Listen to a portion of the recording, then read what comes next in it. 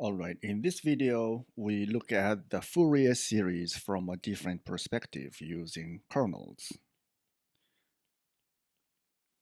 By using a kernel, the partial Fourier sum of a function can be expressed in terms of a simple integral. So let's start. First, let us give the definition of a kernel. So here's the definition. Suppose x is a set, and kernel is a function from x times x. So this is the Cartesian product of x and x from the set of real numbers. And we say this is a kernel function, or sometimes we call it integral kernel, or nucleus, if this function satisfies the following two conditions. First, it is symmetric. That is, k of x, y is equal to k of y and x, where x and y are any elements of the set x. And second is called the positive semi-definiteness. So this, by the way, this is symmetry. And positive semi-definiteness. So this is just like the positive semi-definiteness of a matrix. For any natural number n, and any subset of x, let's say n points from x, x1, x2, and xn, so this is a subset of x. And also a subset of real numbers, so c, c1, c2, and so on, up to cn. These are constants of real numbers. Then we have this sum, double sum, I from I1 to n and j from 1 to n, and ci times cj, or maybe I should write cj later, and kxi xj, and cj is always non-negative. So this is called positive semi-definiteness. So if the function k satisfies these two conditions, then we say this function is a kernel function. That's the definition. I think the symmetry is obvious. It's just symmetric. If we swap x and y, then we still have the same function. And about this positive semi-definiteness, if we consider this as a matrix, like k x1, x1, k x1, x2, and so on, and kx1, xn, and kx2, x1, and so on, and kxn, x1, and kxn, xn.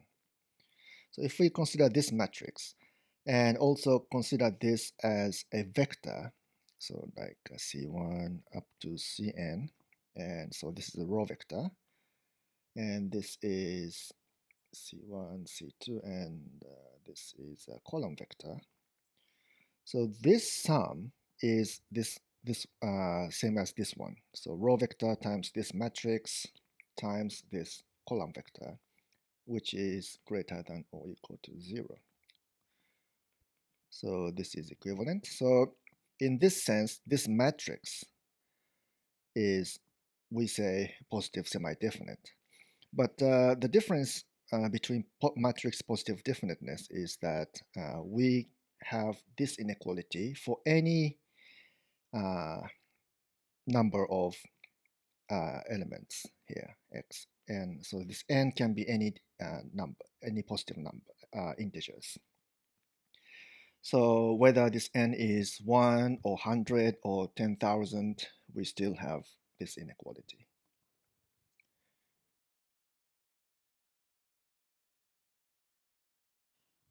Now let's consider the partial Fourier sum. Let's say Sn of x is equal to k from negative n to positive n instead of negative infinity to positive infinity, ck exponential of I kx. And so this is, we define this for some function. So this is actually something like Sn of f of x. That means this Fourier coefficient is determined by the integral of the function f as follows. So let's use that, and k from negative n to positive n, and this ck is 1 over 2 pi integral, and the function an exponential of negative I ky dy. So this is the coefficient ck, and e to the power of I kx. So let's expand this together. So since this is a finite sum, we can switch the order of integral and the sum. So this becomes integral and 1 over 2 pi and the sum. Let's combine this and this exponentials together. We have exponential of I k x minus y, and this function f of y and dy. So everything. Let's write like this. Okay, now let's define this part as this one, dn. So instead of x minus y, let's write theta, 1 over 2 pi, and sum k from negative n to n exponential of I k theta. So then this part becomes dn of x minus y. So formally, this partial Fourier sum is written as this: dn x minus y f of y dy. Okay, next let's simplify this function a little bit. So let's expand this summation in the following manner. So multiply both sides by 2 pi. We have 2 pi dn. Just write dn instead of theta, dn of theta for simplification. Then we have exponential of negative I n theta, exponential of negative I n minus 1 theta, and so on, and 1 plus, and so on, and exponential of I n minus 1 theta, exponential of I n theta. And now multiply both sides by exponential of I theta, then we have 2 pi dn exponential of I theta, and we have exponential of negative n minus 1 theta. So this times this is this, right? And next we have n minus 2 here, and so on, and this one corresponds to I theta, and this one corresponds to exponential of I n theta, and the last term becomes I n plus 1 theta. Then subtract the second one from the first one. Then we have 2 pi dn 1 minus exponential of I theta,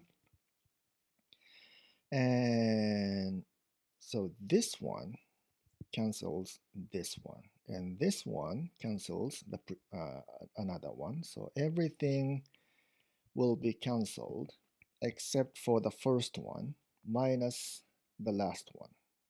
Okay, so what remains is this. Negative in theta minus exponential of positive in plus 1 theta.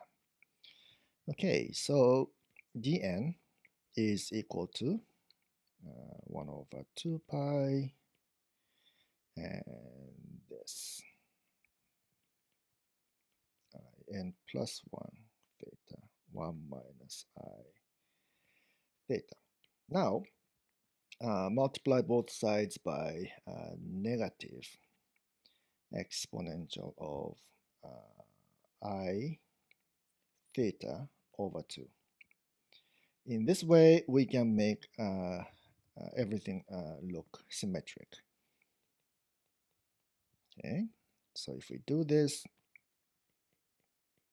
then we have, let's say, this part becomes exponential, since there's negative sign here. This one comes first, and it becomes in plus, what is it?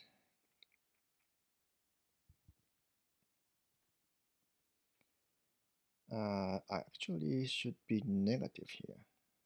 Okay, negative. Then that's 1 over 2 theta and minus exponential of negative in plus 1 theta. Okay, and this one becomes exponential of I theta over 2 minus exponential of negative I theta over 2. Okay, so this is, so that summation, this function can be expressed as this one. Okay, however, using Euler's formula, this can be further simplified. Okay, so we have the same exponent except for the sign. So this is positive, this is negative, but everything else is the same. So that is I sine. So n plus 1 over 2 theta, right? Actually, there is times 2, but that will be cancelled. So this one becomes 2i sine theta over 2. Okay, but these are cancelled, so just write like this. So this is the function dn of theta, which is called Dirichlet kernel.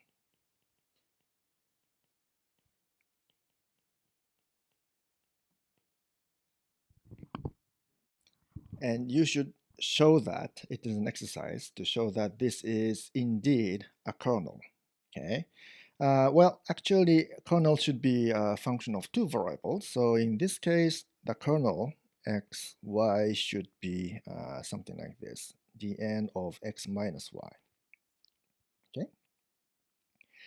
So actually, symmetry should be easy to see, because if we swap the variables y and x, then we have dn of y minus x, right? So is this equal to dn of x minus y? So let's look. So if we substitute x minus y to theta, then this is a odd function, and this is an odd function. So odd function divided by odd function becomes an even function. So therefore, it's symmetric. And regarding the positive semi-definiteness, it doesn't look so easy. So what can we do? Well, I don't give the proof here. Maybe I will do another video for that, but it should be a good exercise for you. Anyway, what you should do to prove the positive semi-definite is this. So let x1, x2, and let's say xm be any real numbers, and also c1, c2, and cm be any real numbers. Then for any of these we have, and m can be any natural number, by the way. We have I from 1 to m, and j from 1 to m, and ci, cj, and the Dirichlet kernel dn xi minus xj is always non-negative. So this is what you need to show. Okay. Well, the Dirichlet kernel dn of x minus y, after all, is this 1 over 2 pi and sine n plus 1 over 2 times x minus y over sine x minus y over 2. Okay. Now consider the original integral. So this partial Fourier sum Sn of f of x is, after all, written as this integral.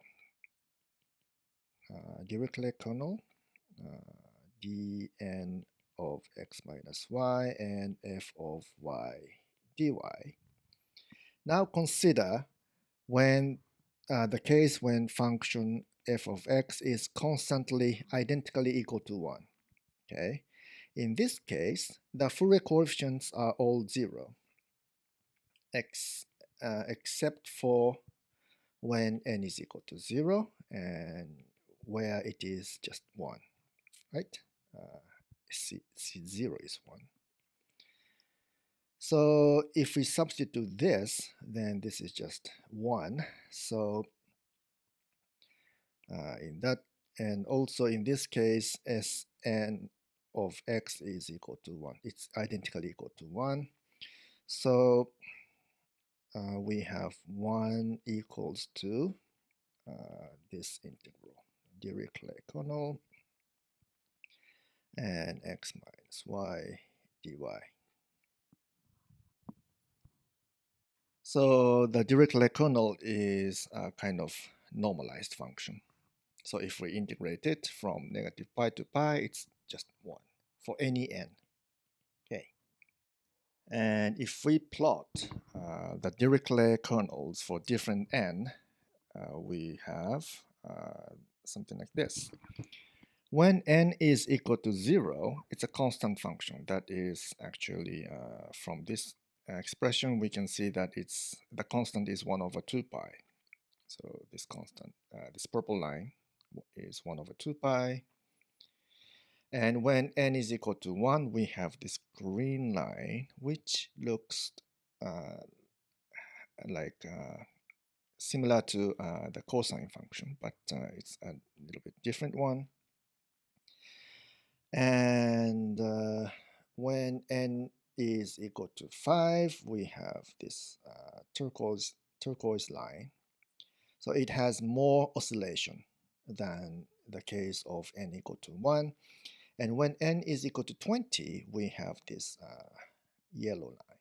So it's oscillating a lot, but the amplitude is the largest when the difference between x and y is equal to 0. So it is oscillating, but it's damped oscillation. So as the difference between x and y becomes larger, the amplitude of oscillation becomes smaller and smaller. By the way, so we have this partial Fourier sum expressed in terms of the Dirichlet kernel. This one. This form of integral is very common actually, so it has a name for it. So for in general, let's say f and g are periodic functions of period 2 pi, And we say this form of function integral is a convolution of f and g, which is written as f asterisk g of x is defined as this. So f x minus y and g of y dy. So this is y and this is x minus y. So this form of integral is called convolution. And what this means is this. So let's say we have x somewhere here and y somewhere here. So we have a signal at position y. Let's say the signal is given as g of y. And that signal propagates to the point x, propagates to this point through this function, Kernel function in this case, f of y, x minus y.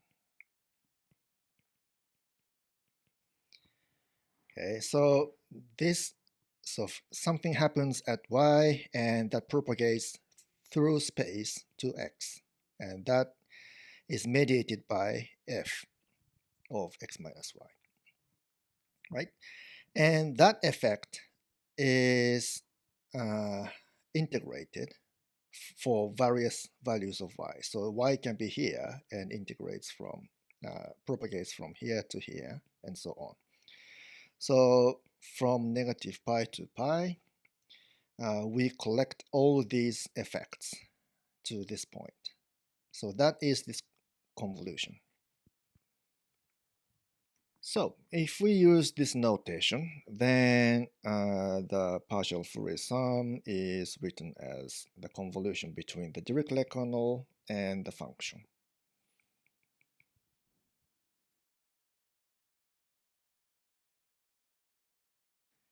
Next, we consider a different kernel, but before that, consider this problem. Suppose we have a sequence of numbers. Based on this sequence, A0, A1, A2, and so on, we define another sequence that is B0, B1, and so on by this. Bn is defined as 1 over n plus 1 and sum of the first n plus 1 terms, okay, from 0 to n a k. And that is a0, a1, and so on, and an divided by n plus 1. So we take the first n plus 1 terms and take the average of it, and that is Bn. And it is known that if this sequence converges to something, let's say alpha, then this Bn converges also to the same value, but it converges faster than the original sequence. So based on this observation, we define the following partial sum. So we have the partial Fourier sum, S0, S1, and so on. And then based on that, we define sigma n of x as 1 over n plus 1 and sum of these partial Fourier sums as k of x. Now let's expand this using the Dirichlet kernels. So that is k from 0 to n, and this Fourier partial sum is this. Using the Dirichlet kernel dk, we have dk x minus y and f of y dy. Of course, we're assuming some function f. Okay, so this should be really written as sigma n of f bracket of x. Okay. Anyway, so now again, this is a finite sum, so we can switch the order of the sum and the integral freely. So this becomes the integral, and this 1 over n plus 1, and the sum, okay, from 0 to n, and dk x minus y, and f of y dy. So let's write like this. Then if we define this part as fn of x minus y, then again we can write this sum as convolution between fn and f. And this function is called the Fejér kernel. Now let's simplify the Fejér kernel. So the definition of Fejér kernel, let's write, instead of x minus y, let's write theta. That is this one. So 1 over n plus 1, and the sum of the Dirichlet kernels. Okay. Now remember the definition of this, not n but k here. N plus 1 and k from 0 to n, and 1 over 2 pi sine, what was it? K plus 1 over 2 theta, and over sine theta over 2. Now the only factor that contains the index k is this one. Okay, so let's consider the sum of only this part. Okay, so consider this summation. Okay, from 0 to n sine k plus 1 over 2 theta. Okay, let's divide by sine theta over 2 and multiply by the same quantity. So we have sine theta over 2, and the sum sine k plus 1/2 times sine theta over 2. So here we have sine something times sine. So we can use one of the trigonometric identities to make it like this. Okay, from 0 to n. So this can be expressed in terms of the difference between cosines. So that is cosine, what is it? This minus this. So that is k theta, and minus this plus this. That is cosine k plus 1 theta. Right? So if we expand this summation, sine theta over 2, we have the following. So when k is equal to 0, that is cosine 0. Okay, let's write it just everything down. 0 times theta minus cosine theta, and plus then cosine theta minus cosine 2 theta, plus, and so on, and finally we have cosine n theta minus cosine n plus 1 theta. Okay, so this is just 0. So it's cosine 0 is just 1. Okay, this cosine theta cancels this cosine theta, and this cosine 2 theta is cancelled by the next term, and so on. So everything will be cancelled except for the first term and the last term. So after all, what's left is this. 1 minus cosine n plus 1 theta. Wait a minute. When we use the trigonometric identity, I think we should divide by 2. So everything divided by 2. Let's see. Okay. And again, using the trigonometric identity, so this one can be considered as cosine 0. Okay. And this can be written as sine squared n plus 1 over 2 theta, and sine theta over 2. So putting this back into the definition of the Fejer kernel, we have the following.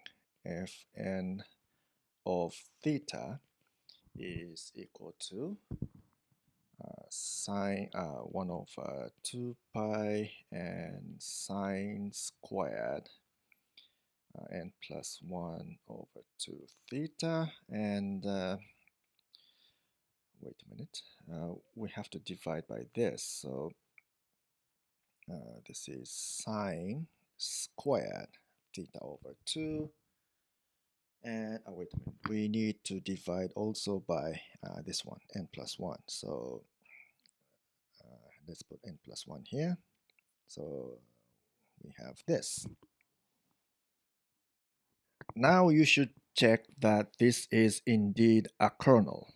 That is, it should be symmetric and also positive semi-definite. Symmetry is easy to see, and positive semi-definiteness is actually also easy to see once we accept that the Dirichlet kernel is positive semi-definite. So that property is inherited, so to speak, from the Dirichlet kernel. After all, this sum sigma n is just an average of the partial Fourier sum, which can be expressed in terms of the Dirichlet kernel. So if we just expand this summation and apply the positive semi-definiteness to the Dirichlet kernel, and we see that this Fejér kernel is also positive semi-definite. And again, if we apply this transformation to the constant function f of x equal to 1, identically equal to 1, then we have sigma n of f of x is equal to 1 identically. So from that, we see that the integral of the Fejér kernel fn of x minus y dy is also equal to 1. So if we plot Fejér kernels for different n's, we have something like this. So when n is equal to 0, again, it's a constant function that has the value of 1 over 2 pi. And when n is equal to 1, we have this green line here. And when n is equal to 5, we have this turquoise line. So unlike the Dirichlet kernel, the Fejér kernel is always positive or 0. So, but similarly to the Dirichlet kernel, as n increases, we have more oscillations. So when n is equal to 20, we have this. But this oscillation is damped as the difference between x and y increases, just like the Dirichlet kernels.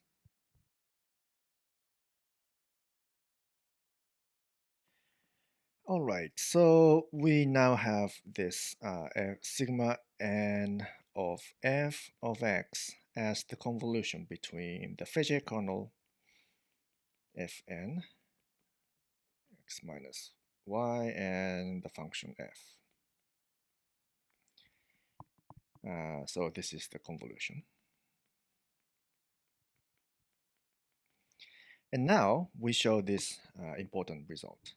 That is, if the function f is a continuous function, then this sequence of functions converges uniformly to the function f. So now we are going to prove this, but what do we need to prove is the following. So we want to prove that this uniform convergence, okay? So what does uniform convergence mean anyway? So let's recall that. That means for any epsilon that is positive, and there exists some natural number n such that for all x in the interval, in this case it's a periodic function, so let's limit this into this period, and for all n natural number, if n is this lowercase n is greater than or equal to the uppercase n, then the difference between this function sigma n f of x minus f of x is less than epsilon. Okay, the point is the value of this n does not depend on the value of x. Okay, so wherever we evaluate this function, this sequence, this difference becomes arbitrarily small for large enough n. So that's what we need to prove. Okay, so let's start the proof. To begin with, we use the property of the Fejér kernel that it is normalized. So we have this equality. If for any x we have this equality, so the kernel is normalized. So multiply both sides by f of x. So we have f of x and f of x. So it can be put inside because it doesn't contain any y. So we have this. And the definition of the sequence, sigma, let's abbreviate in this way. So the definition of this sequence sigma n is the convolution between Fejer kernel and the function. Okay, so this is y here, this is x here. Okay, so it's different. Now let's take the difference between them, both sides. So we have f of x minus sigma n of x is equal to, so this part is the same, all the integral, this region is the same, so we can factorize and take the difference, f of x minus f of y and dy. And here we should note that this limits of this upper limit and lower limit of this integral can be anything as long as the difference between them is 2 pi, okay, because we are dealing with the functions with period of 2 pi. So for example, this can be from negative pi to positive pi, and it can be from negative pi plus 0.1 to positive pi plus 0.1, and so on, okay? So we have some freedom of choice regarding this range of integration. Now we are assuming that f is continuous in this, is a continuous function with period of 2 pi, so that means f is also continuous in a closed interval between, say, negative pi to pi. So by assumption. So that means f is uniformly continuous.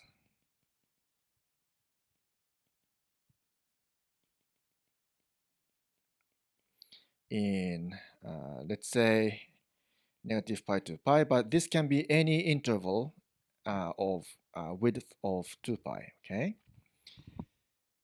So that means for any epsilon that is positive, there exists some delta that is positive such that if the difference between x and y is less than delta, then the difference between f of x and f of y is less than epsilon, wherever the points x and y are.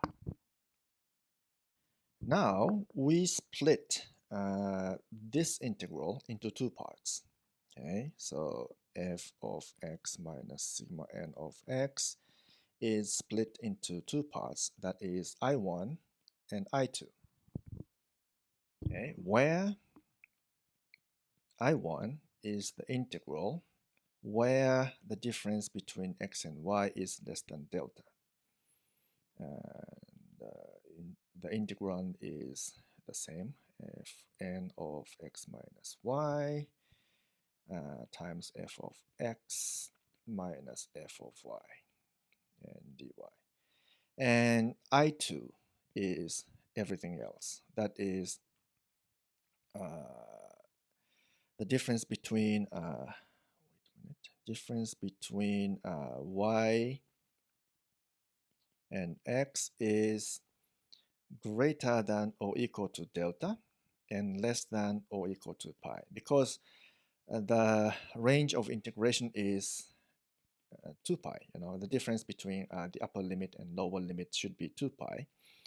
So the difference between y and x is limited to this. And since we excluded this part already, so it should be greater than or equal to delta. And the integrand is the same, of course.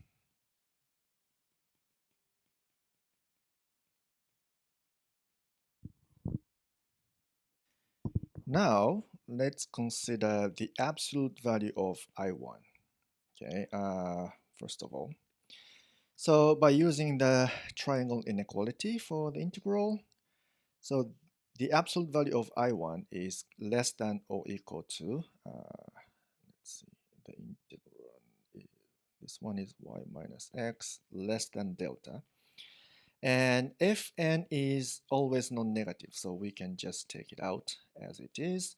And the absolute value of f of x minus f of y dy. Okay, so this is due to the triangle inequality for integrals. Okay, now we know that f is uniformly continuous. So if the difference between x and y is less than delta, then the difference between f of x and f of y is less than epsilon.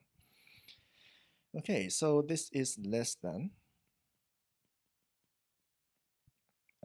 f and x, y, and this is epsilon, right?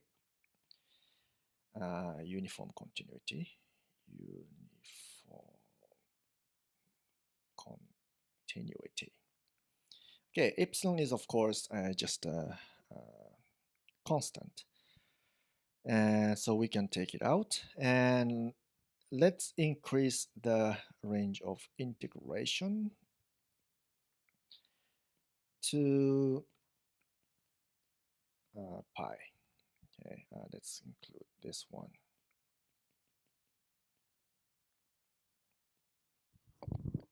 Okay, then this integral is just 1. So this is just epsilon. Okay, so this is equal to 1. And so we have I1 is less than epsilon. And next, consider the case when the difference between x and y is greater than or equal to delta. Okay, and in this case, let's recall the definition of the Fejer kernel. So this theta is x minus y, let's say. So the definition was this: 2 n plus 1 pi and sine squared n plus 1 over 2 theta, and sine theta over 2 squared. Okay, so first of all, sine function is always less than or equal to 1. So this is less than or equal to 1 over sine squared theta over 2. And in this case, we're considering theta is greater than or equal to delta. And the sine function is an increasing function of theta here. And as long as, and also we divide by 2, so let's plot this. So sine theta over 2. So let's consider only the positive part. From 0 to pi, it's an increasing function. So let's see, it should look like something like this. Okay, so 1 and 0 here. So it looks like this, but if we squared, then it should look like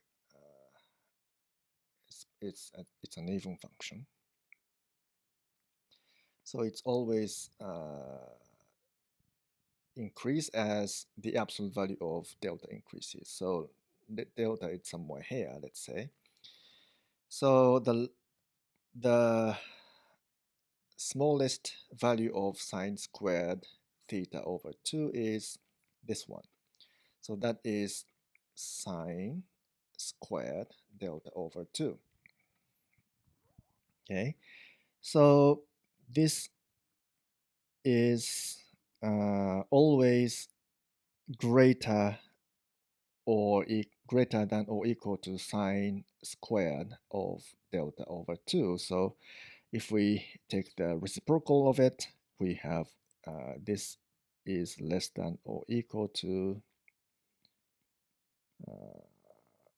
1 over sine delta over 2 squared. So the Fejér kernel is always bounded by this value. Okay, then let m equal to the maximum value of f of y, absolute value of it, when y is bounded by pi, then I2 can be bounded. I2 absolute value is less than or equal to this y minus x is between delta and pi.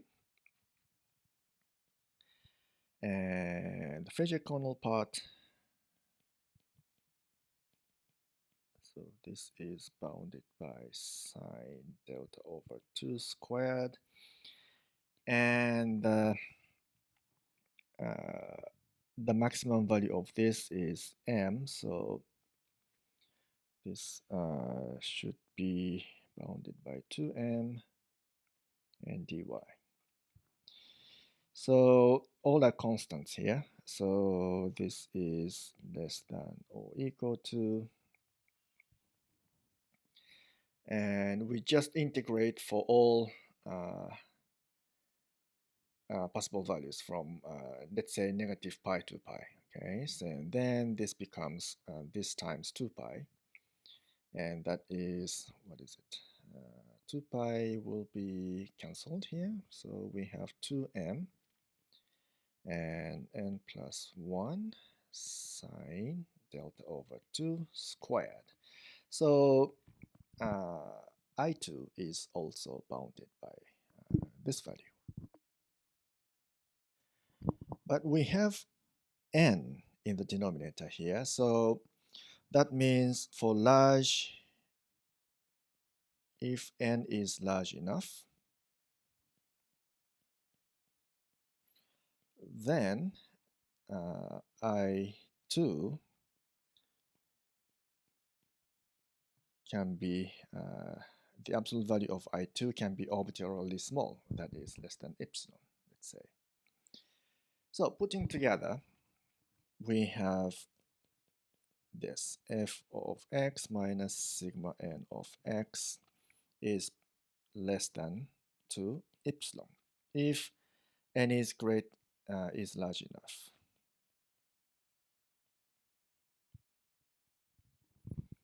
So we're done. So this n doesn't depend on this large enough n doesn't depend on where x is located. So that means sigma n converges uniformly to f, and we are done. By the way, previously we have proved the following.